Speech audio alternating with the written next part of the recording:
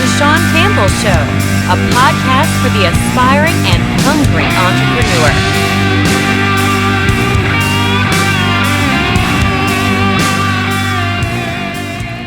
Hey everybody, it's Sean Campbell, The Sean Campbell Show, a podcast by entrepreneurs and for entrepreneurs. And you can also catch this series on my YouTube channel and the Campbell Marketing Group as well. So it's been a crazy busy week. It's Friday, July 10th.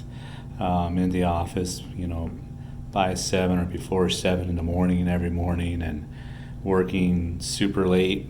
But the hours are going by so fast. It doesn't even seem like, when it's 3, 4, or 5 o'clock as if it's really that time. So that's a good thing. I'm not complaining at all that I'm fortunate enough to be in a situation where I come into work and the time goes by and I have to make a conscious effort to take breaks every once in a while and a conscious effort to actually eat breakfast and eat lunch and, do the little things to kind of keep me going and keep my energy up.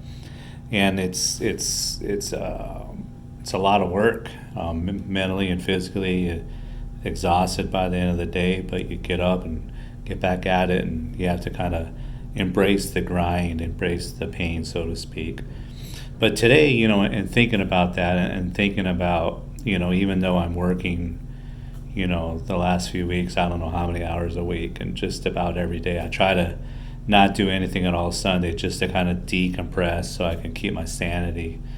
But in thinking about it today, it's like, what started all this in the first place? What was the catalyst for myself to kind of put myself in this position and really hyper-focus and put myself in hyperdrive as far as work mode goes? And, what did this? And I remembered something I had read a while ago, and I'm sure many of you are familiar with it, the tipping point. What was that one thing, what was that last in a series of minor events or small events that really pushed you over the edge? So I'm going to share my tipping point with each of you, and it's something that I share with a few people as we get to most of the time it's people that I start like a strategic partnership with, or sometimes it's with my clients, or but I don't share it with too many people, or some people that I know that, maybe could use a little bit of an extra, motivation to kind of go after what they want to go after. But for about 10 years total, I was, working corporate, worked for a big bank, and then I worked for an auto manufacturer. And the auto manufacturer itself was, I was a social media analyst for about 2.5 years there. And, the whole time during corporate, I will admit I learned a lot. I did learn a lot as far as, how to put together programs that didn't communicate with one another and integrate them, and, use spreadsheets and develop a process for yourself. Because a lot of times, even if it was for, the big bank, for example, I had to sign into about 14 to 15 different systems every day, and not all of them communicate with one another. So you really have to kind of learn how to collect the data you need from each one, and which data can be used for another's, and so on and so forth. So I learned how to put all that stuff on a spreadsheet when I could and analyze the data and kind of proceed from there. I managed a team there, and it was a lot of fun. And then from there, it was a little bit of a tipping point that was saved for another video. But from there, I eventually landed for an auto manufacturer. And again, I had originally, started in the consumer affairs department there. And before I even picked up the phone to begin that position I was trained for, I actually earned a spot on their social media analyst team, one of 3 people to start that. So, and this is kind of where it leads today, but the whole time, the whole decade almost that I was in corporate, I really I really wasn't, I didn't feel fulfilled. even though I was learning a lot every day, even though I learned how to work with others, even though, because prior to that I worked for myself in outside marketing. So I never really worked with a team per se. I was always kind of on my own, right? So those 10 years really taught me a lot. And I wouldn't be here without that decade of experience. But I really wasn't ever fulfilled. I was, and I think in a lot of ways with the bank, the way that resulted was because of my old boredom, and it was just time for me to move on.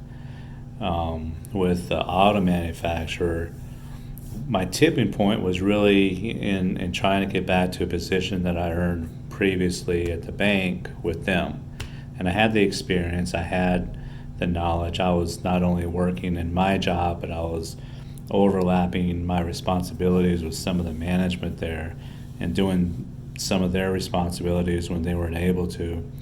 I was, doing monthly assessments on employees. I was providing feedback. I was showing them what I can do, and I put in extra hours there. And there was no doubt that when a promotion came up, that I was one of the 6 people that should have earned the promotion. I mean, there wasn't any doubt about it. And 10 out of 10 times, if I'm applying for a promotion or another position with a company, most of the time I know I'm not going to get it, but I do it anyway for the experience and do it anyway to kind of I put my name out there so people know that I'm motivated to move forward in the organization. But this time I knew that I had earned that spot. Long story short, when the positions were announced, I was brought in HR, and I truly thought that they were just going to tell me when I was going to start, what my pay was going to be, etc. Right? And even the HR person was dumbfounded as if why I did not get the position I applied for. I thought she was joking at first, but she's like, "Sean, no, I'm serious." So again, long story short, I got feedback from my manager, the hiring manager. The hiring manager had to leave midway through it because she was stumbling through her feedback. She got up and left that interview as why I did not earn the position. And my manager, who was my manager, it wasn't even the operations manager, because he bailed out of when I wanted my feedback, and he didn't provide me feedback, and he went on vacation because he was a schmuck. And my manager basically, after 45 minutes of going back and forth on this, basically just kind of put his hands up and told me exact words, "It's just not in your path in this department. I don't see this as in your path." And there's one of two things that I could have done there. The first thing I would have been in jail. But the second thing was I saw it as like, all right, this is it. That was my tipping point.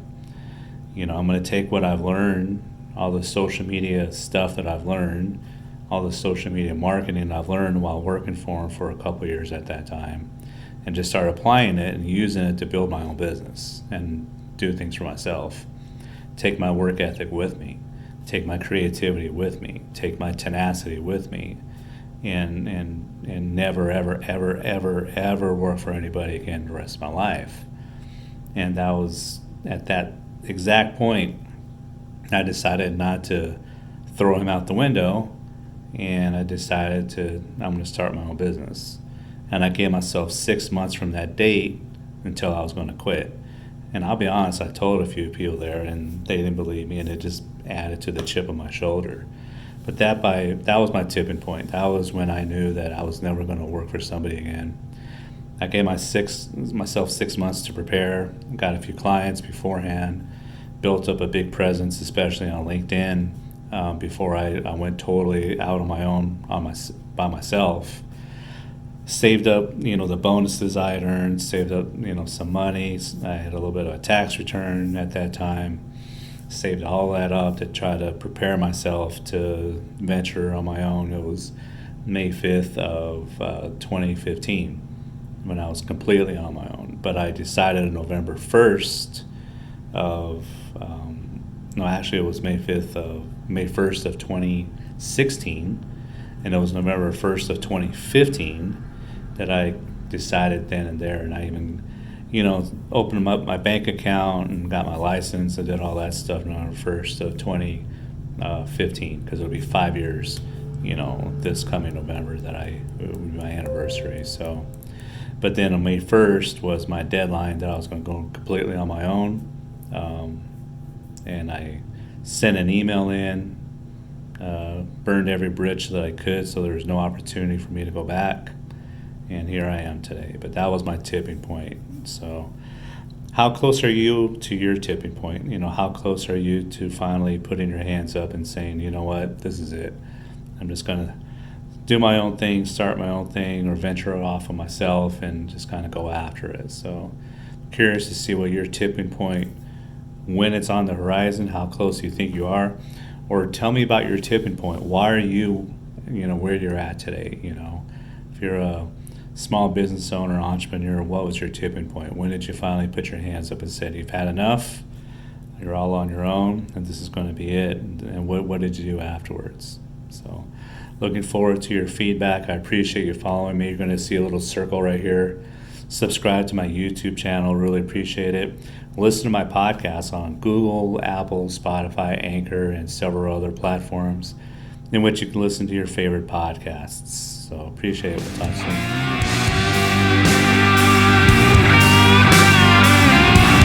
Thank you for listening to The Sean Campbell Show.